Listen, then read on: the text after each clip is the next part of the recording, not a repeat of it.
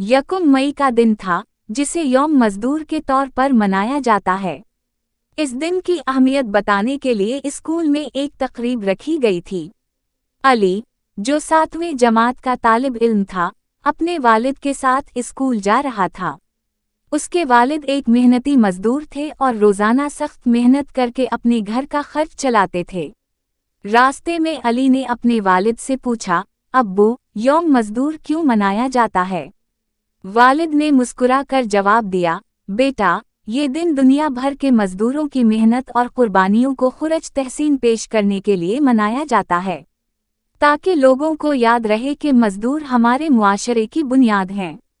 School पहुंचकर तकरीब शुरू हुई। बच्चों ने तकारीर और नज़में पेश कीं। अली की बारी आई तो वो स्टेज पर गया और बोला, मेरे वालिद एक मजदूर हैं और मुझे उन पर फख्र है। वो दिन रात मेहनत करते हैं ताकि हमें अच्छी जिंदगी दे सकें। हमें हर मजदूर की इज्जत करनी चाहिए। अली की बात सुनकर सबने तालियां बजाएं। उसके वालिद की आंखों में खुशी के आंसू आ गए।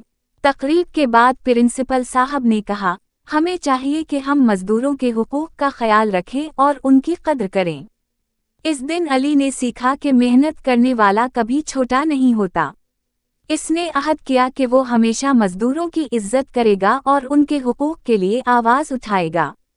सबक: मजदूर हमारे मुआशरे का अहम हिस्सा हैं। हमें उनकी मेहनत की कद्र करनी चाहिए और उनका एहतराम करना चाहिए।